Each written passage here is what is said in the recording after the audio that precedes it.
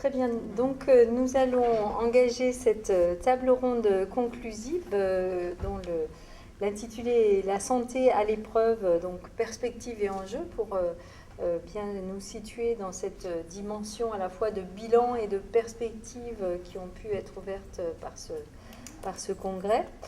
Et donc, nous avons convenu d'interventions relativement courtes, ciblées sur quelques idées clés ressortant à la fois des discussions et d'une mise en confrontation avec les précédents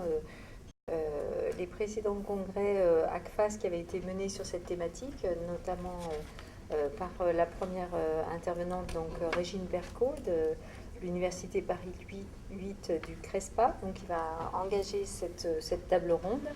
Puis nous continuerons avec Luc Bonneville et conclurons avec Lise Renaud. Je ne prends pas plus de temps pour introduire et je vous passe tout de suite la parole. Merci Anne.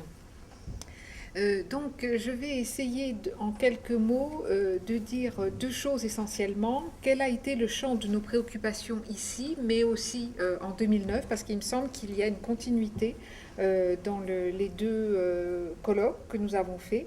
Et puis ensuite, j'essaierai de parler des questions qui nous rassemblent et des analyses qui ressortent des communications, sans bien sûr avoir la prétention à la moindre exhaustivité, mais avec l'idée de rassembler quelques idées. Donc il me semble que la préoccupation qui nous est commune, c'est de nous interroger sur le fonctionnement des systèmes de soins d'un double point de vue. Tout d'abord du point de vue du service que le système rend aux patients. Par exemple, une question qui a traversé nos discussions, c'est celle des objectifs en termes d'inégalité de santé. On peut aussi dire qu'il y a un autre point de vue de nos préoccupations, c'est celui du point de vue des professionnels. Les centres d'intérêt concernent, pour ce qui concerne les professionnels, les conditions d'activité de ces professionnels, leurs objectifs, leurs contraintes, c'est-à-dire comment l'organisation les sert ou comment l'organisation les dessert.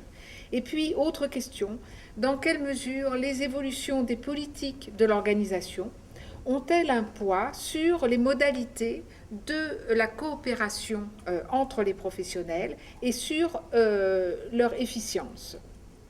On a pu voir qu'il existait des tensions entre, d'une part, les politiques publiques qui proposent des cadres et des cadres qui s'imposent aux acteurs sur des territoires incertains, et les interventions dans ce cadre-là ont souligné le fait qu'il fallait sans aucun doute essayer de respecter la culture des régions concernées par ces politiques, respecter l'interconnaissance des professionnels et le sens du travail à préserver. On en a encore parlé aujourd'hui de manière abondante. La question du sens me semble essentielle. Et puis aussi, on a vu qu'il s'agissait de s'appuyer sur les expériences réussies d'organisation et de donner les moyens de diffuser ces expériences réussies. On a pu constater aussi qu'il y avait un paradoxe entre autonomie et pilotage, un intérêt pour les initiatives locales et les cadres normatifs qui finalement ne laissent pas tant de place que ça aux initiatives. On a ainsi vu qu'il y a des marges de manœuvre qui ne sont pas toujours aussi importantes qu'on pourrait le croire pour les organisations.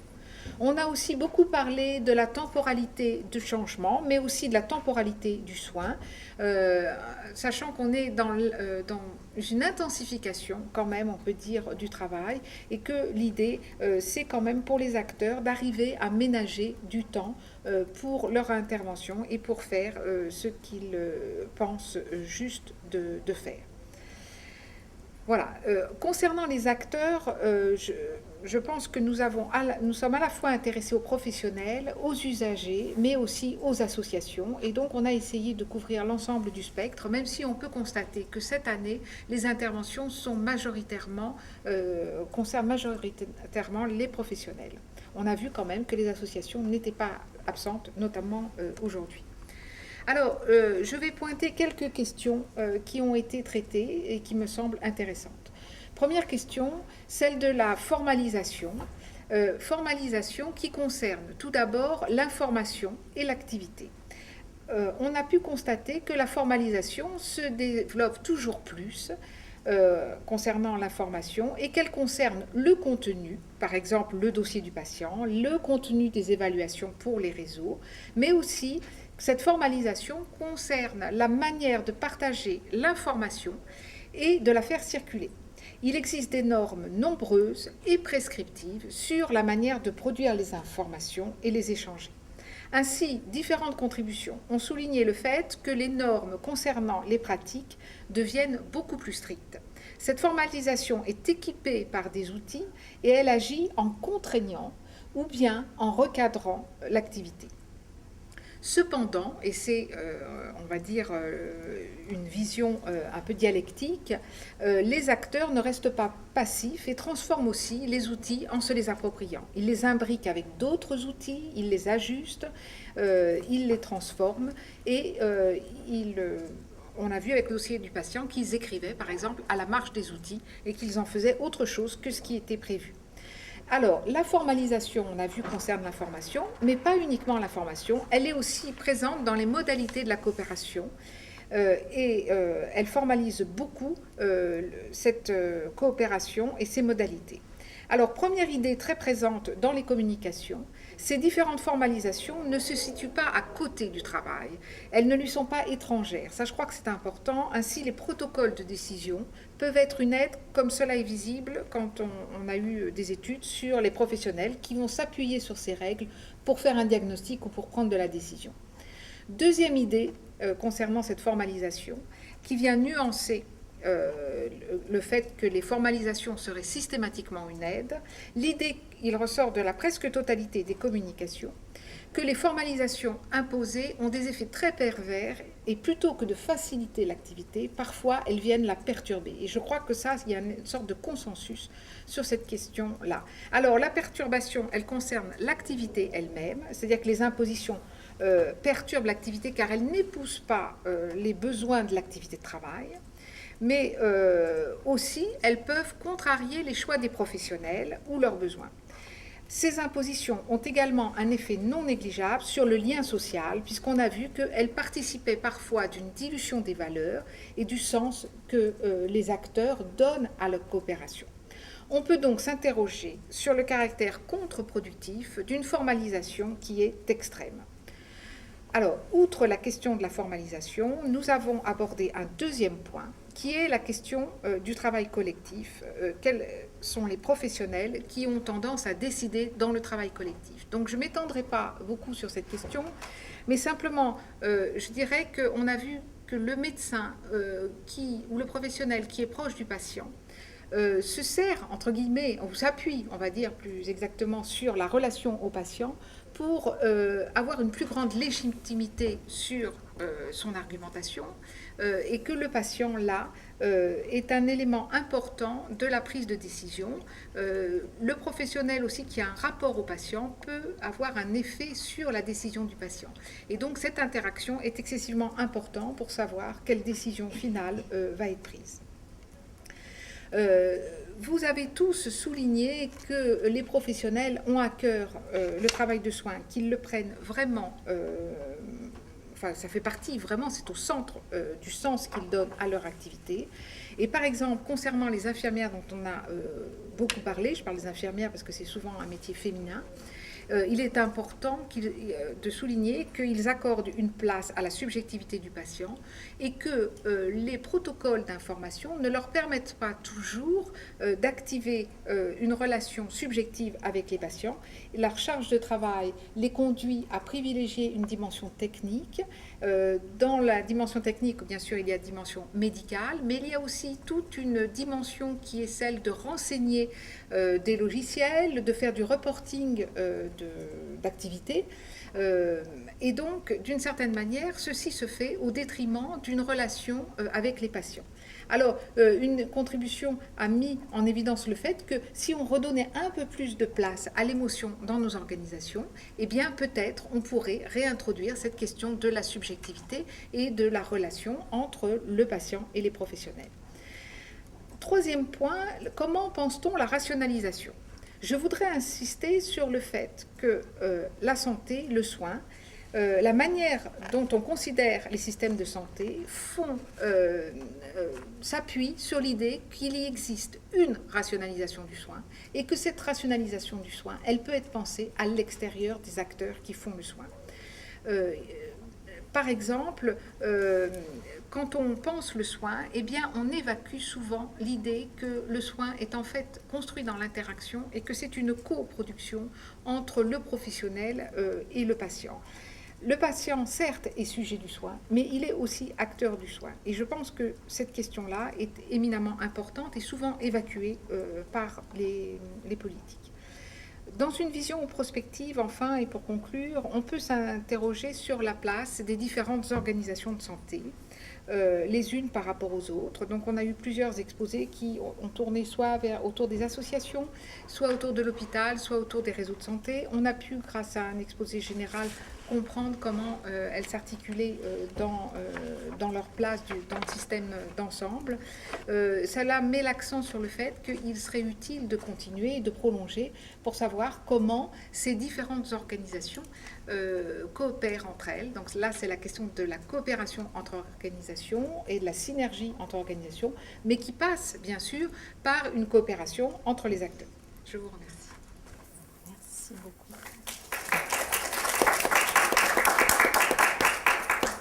Alors, je vais passer la parole sans plus attendre à Luc Bonneville. Je pense qu'il y aura des articulations. Oui, tout à fait. Alors, j'ai donné un titre à mon intervention, donc, que dire du travail soignant dans ce contexte de reconfiguration organisationnelle et communicationnelle? Mon objectif ici, en fait, c'est d'ancrer, on pourrait dire, la discussion dans le cadre d'une approche ou d'une posture macro, en fait, on pourrait dire, historique, socio-historique, pour essayer de mieux comprendre, justement, les reconfigurations organisationnelles et communicationnelles. Alors, parler d'une approche, évidemment, bon, c'est ambitieux, je n'ai que 10 minutes. Parler d'une approche, on pourrait dire, socio-historique de l'organisation des soins, c'est se donner les moyens, en fait, de mettre en lumière un certain nombre de logiques et de tendances sociales qui permettent de mieux comprendre les reconfigurations qui ont cours. Un peu donc en résonance avec ce qu'on a vu ce matin avec André-Pierre Contandrio-Poulos. Au cœur de mon analyse se situe donc la question du travail, c'est-à-dire le sens du travail dans les organisations de soins, et c'est surtout là-dessus que je voudrais donc insister. Donc le travail qui tend à se reconfigurer suivant un certain nombre de logiques qui prévalent dans le secteur donc privé en particulier. Alors pour moi, donc, la question des reconfigurations organisationnelles et communicationnelles passe notamment par ce regard qu'on doit, comme chercheur, donc porter d'abord et avant tout sur le travail soignant, qui est de plus en plus soumis à des impératifs productifs. Le travail soignant est d'ailleurs au cœur de l'actualité ces temps-ci, en particulier au Québec. Si vous avez suivi donc l'actualité autour des débats, en fait, le travail dans les CHSLD, donc les centres d'hébergement et de soins de longue durée, donc le travail à la chaîne en particulier, etc. Voilà donc plus de 25 ans que les premières réformes de santé ont été mises en place dans la très grande majorité des pays industriels avancés. Au Québec, ces réformes ont soulevé plusieurs débats, autant dans les milieux académiques, professionnels que gouvernementaux. Tantôt source de doute, tantôt source d'optimisme. Les réformes se sont succédées au gré de tendances qui se sont avérées non seulement conjoncturelles, mais structurelles. Conséquemment, les défis pour les organisations de soins sont nombreux et diversifiés dans un contexte où les exigences semblent, en tous les cas, de plus en plus élevées par rapport à ce qu'on leur demande. Les injonctions à la productivité sont nombreuses et on a eu tendance, disons au cours des 2 dernières décennies, à pratiquer un management fondé sur la nécessité d'amener, entre autres, les travailleurs, les professionnels de la santé, à faire plus avec moins. C'est ici toute la question en fait, de ce qu'on appelle le managérialisme, donc, entre autres, sur lequel a travaillé Fortier dans un texte qui est paru en 2010 dans la revue Nouvelles pratiques sociales, donc un texte qui avait pour titre « La modernisation » entre guillemets, de l'État québécois. Ce managérialisme a bien évidemment à voir avec ce qu'on appelle aussi par ailleurs le New Public Management, ou la nouvelle gestion publique, une conférence là-dessus, donc, en particulier hier, donc qui traverse l'ensemble des organisations publiques et les établissements de santé n'y font pas exception. Alors donc, le New Public Management est un concept de gestion, entre autres, né dans les années 70, qui vise à moderniser, je le mets entre guillemets, évidemment les termes ne sont pas neutres, qui vise à moderniser les administrations publiques en s'inspirant en fait des pratiques de gestion du privé pour améliorer la performance, qui est un terme sur lequel on insiste beaucoup, et avec pour objectif d'améliorer, entre autres, le rapport coût-service. Or, comme vont le montrer plusieurs chercheurs qui vont s'intéresser à l'impact de cette forme de management-là, donc dans le secteur public, dans les hôpitaux en particulier, le New Public Management produit une pression psychologique intense sur les travailleurs. Et ce phénomène, en fait, que l'on a vu d'abord se développer dans les entreprises privées, puis dans les entreprises publiques, apparaît aujourd'hui dans le secteur non marchand comme dans les hôpitaux, Dans ce contexte, la question de la santé mentale, entre autres au travail, devient prégnante.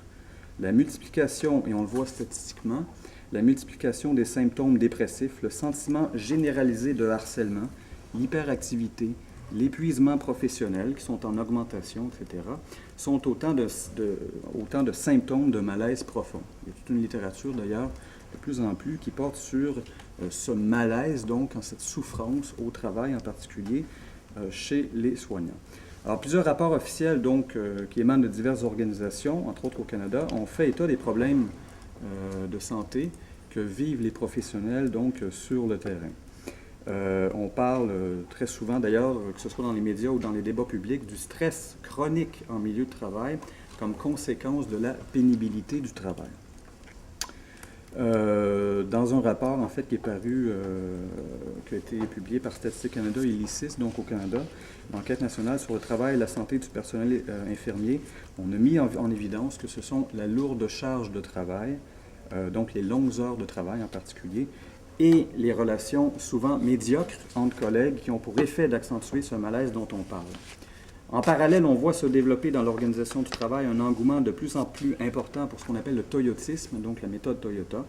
Les médias ont rapporté en particulier à plus d'une reprise l'engouement pour l'actuel ministre de la Santé au Québec, donc pour cette méthode, donc la méthode Toyota, qu'on appelle aussi la méthode Lean, ce qui demeure par ailleurs hautement contesté. Il y a eu beaucoup de rapports qui ont été faits là-dessus, des rapports critiques, entre autres Soares, donc, qui est prof à l'école de gestion de l'UQAM, qui a publié une étude qui avait été faite donc, au C3S d'Annecy en particulier, et qui a été reprise par le journal Le Devoir dans un texte donc, au titre éloquent « Les hôpitaux ne sont pas des chaînes de montage ».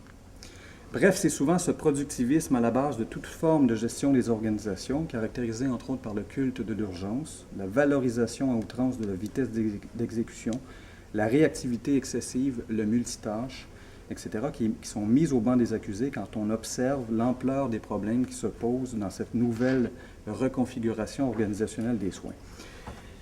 Que dire de la communication dans son contexte? Je vais terminer là-dessus. Ce qu'on constate, entre autres, dans nos travaux, c'est la tendance à vouloir tout instrumentaliser, y compris les interactions qu'on réduit souvent à leur plus simple expression, c'est-à-dire le transfert d'informations. Ce que nous constatons dans nos travaux sur la manière dont les professionnels de la santé communiquent entre eux dans leur quotidien, c'est qu'il y a une espèce de tendance à vouloir vraiment, par exemple, informatiser pour mieux faire, soi-disant, donc circuler l'information, etc. On sait très bien qu'informer n'est pas communiquer. En amont, donc, se profile des discours sur la rentabilité des soins qui en viennent à survaloriser la vitesse, l'urgence, la surréactivité, le surdépassement de soi, l'excès, etc. Autant de caractéristiques qui ont fait dire donc à plusieurs que nous étions entrés, entre autres, dans une société hyper moderne, en référence donc aux travaux de Nicole Aubert en particulier. Depuis la montée des services dans l'économie en particulier, donc ce qu'on appelle l'économie des services, soit dit en passant, des 3,9 millions d'emplois au Québec, sur 3,9 millions d'emplois au Québec, il y en a 3,1 millions qui sont dans le secteur des services.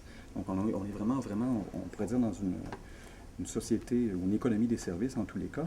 La question qu'on peut se poser, est-ce que ces notions et indicateurs donc, de progrès, que sont la performance, l'efficacité, la productivité, etc., est-ce que ces notions sont encore pertinentes, importantes certes, mais pertinentes? On peut se poser la question. On peut se demander, par exemple, si un établissement de santé peut être géré comme une entreprise de production en série de biens matériels. Nos travaux se joignent à plusieurs autres qui montrent que les professionnels de la santé doivent non seulement manipuler au quotidien de l'information, mais aussi créer du sens. Il faut que, en fait, leur travail exige qu'ils fassent sens de certaines situations.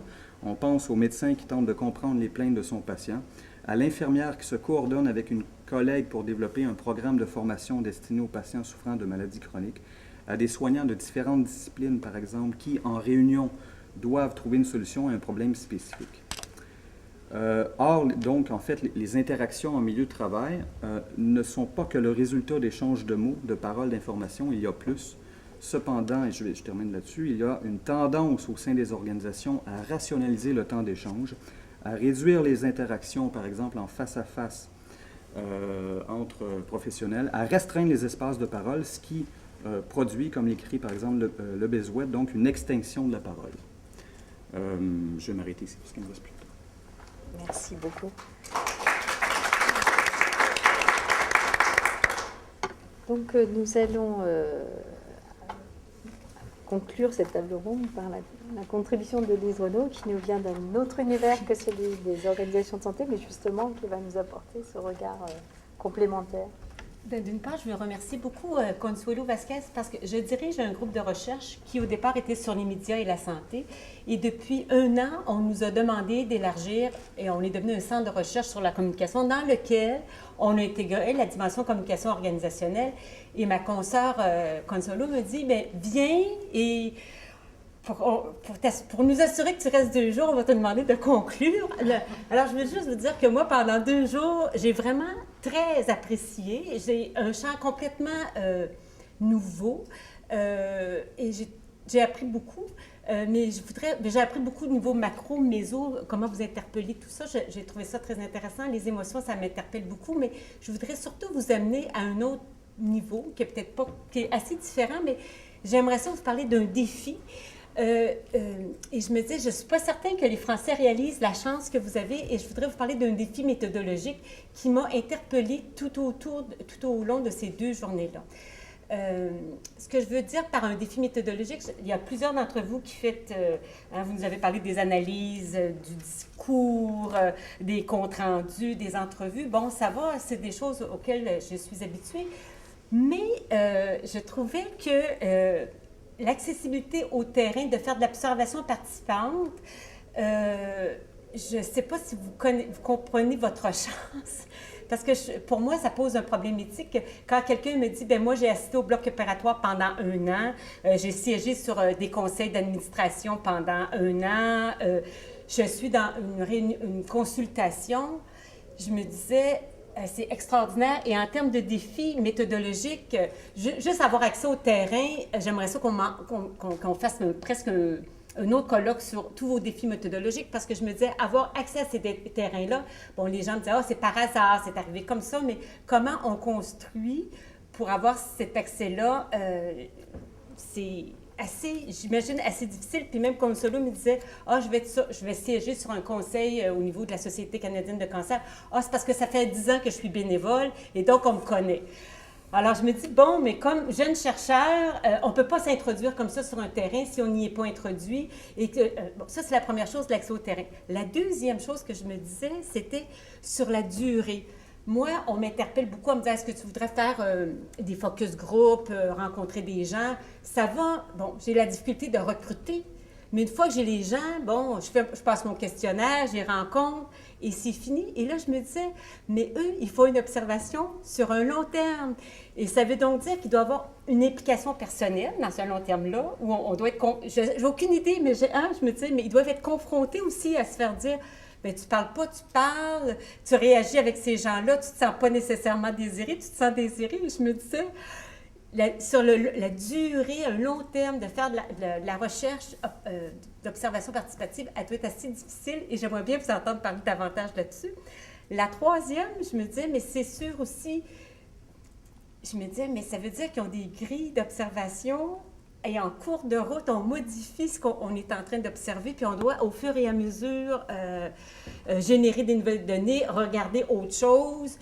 Pour un chercheur, ça doit être des défis assez complexes. J'aimerais bien ça d'entendre parler éventuellement. Et le dernier, peut-être que nous, on fait peut-être ça plus que vous. ou peut-être pas du tout, mais j'ai un souci, et au Québec, de plus en plus, on est financé pour s'assurer qu'on transfère nos connaissances vers les milieux de pratique et qu'il y a une co-construction des résultats, une co-construction de la discussion autour des résultats. Et c'est un peu comme le bénéfice que les gens qui nous reçoivent ont, c'est la possibilité de retourner, de dire, bon, on a observé ça ici, puis c'est comme ça que ça se passe, et c'est comme ça que vous le réinterpréteriez. Mais on a cette un peu obligation morale, de plus en plus dans nos recherches, nous, tout au moins au Québec, de retourner vers les gens avec qui on a collaboré, qui nous ont donné leur temps pendant un an. Et parfois, c'est pas si évident que ça du tout. Les gens veulent contrôler les données. Je le sais parce que j'ai été pour autre chose que pas du tout par rapport à des organisations de santé, mais des gens qui disent non, maintenant on veut pas que tu publies ça. On a travaillé avec toi, mais ça serait mieux si tu disais ça parce qu'on voudrait pas que les autres sachent qu'on est rendu là et là. Et ça complique les choses. Je me disais peut-être que ça complique les choses pour nous parce qu'on est 7 millions, vous êtes 56 millions, et que l'anonymat est peut-être plus possible à 56 millions qu'on l'est à 7. Mais nous, c'est un microcosme. Alors, on est susceptible de se côtoyer, de se connaître. Et donc, le retour de l'information doit même presque se négocier dès le début. De sorte que je me dis que si jamais vous faisiez une demi-journée ou une journée complète sur ce type de méthodologie-là, j'irai avec plaisir parce que plusieurs d'entre vous, c'est ça que vous faites. Puis je me dis, mon Dieu, ça va de soi. Et j'étais là hier soir, puis je me disais, mais non, ça ne doit pas aller de soi. Et donc, c'est plus le regard, parce que le reste, en termes de recherche dans les différentes dimensions, j'ai appris plein de choses sur, entre autres, et je me disais qu'il y avait comme quelque part, c'était relativement comparable, 2008-2009, vous nous parlez de la territorialité puis les réseaux. Bon, ici, Jean-Louis Denis parlait du lean management. C'est sûr que c'est différent, mais si on reconfigure des choses de façon différente. Et pour moi, ça, c'était comme très macro. Puis au niveau méso, il y avait plein d'interventions qui m'interpellaient sur qu'est-ce qui se passe au niveau des professionnels, comment ils se parlent entre eux, comment ils parlent aux patients. Alors, je vous remercie beaucoup. C'est ça que je ferais vous dire. Mais j'ai appris beaucoup. Merci, Consuelo, d'avoir forcé un peu la main parce que je ne voulais pas venir du tout. Pas parce que c'était pas intéressant, mais je me dis ça, c'est pas mon champ, mais pas du tout. Merci infiniment. Il nous reste très très peu de temps pour ouvrir éventuellement quelques interactions avec la salle, mais je ne sais pas si... Je pense en même temps que l'évolution, enfin par rapport aux précédents colloques ACFAS qui ont pu être organisés, c'est justement qu'on on a évolué vers une place beaucoup plus grande de la question de la relation aux patients, au singulier, au pluriel, à ce qui environne les patients, aux associations de patients. Et aussi que les réflexions sur la rationalisation des organisations de santé a amené une articulation sur les questions de politique publique dans leurs différentes dimensions, à la fois rationalisation économique, mais enjeux de qualité, de maîtrise des risques et autour des inégalités sociales de santé. Et en cela, même si les champs sont différents, l'articulation avec des aspects plus de politique publique de santé, de communication sur la santé me semble plus marqué que ce qu'ont pu être nos précédents colloques de la classe qui étaient très centrés sur les organisations de santé et le travail des professionnels de santé. Je ne sais pas s'il y a d'autres... Il me semble aussi qu'on a vu poindre des interventions intéressantes qui mêlaient la question de la santé, donc des organisations, avec la dernière contribution qu'on a eue là, et puis aussi dans les entreprises, comment l'organisation prend en charge la santé, et en même temps, quelle est la santé des salariés. Donc cette espèce d'articulation entre politique de l'entreprise ou politique de l'organisation, santé des personnels en lien avec cette organisation, et l'organisation la santé de l'organisation. Je m'en mêle moi-même les crayons parce que tout ça fait système, et souvent on étudie les effets de l'organisation sur la santé ou bien la santé des salariés, mais on ne fait pas toujours le lien entre les modalités de fonctionnement de l'organisation, et donc la santé de l'organisation, telle que ça a été défini ici, et puis la santé des salariés. Je trouve que ça, c'est vraiment nouveau, et c'est une piste peut-être qu'on pourrait par la suite approfondir.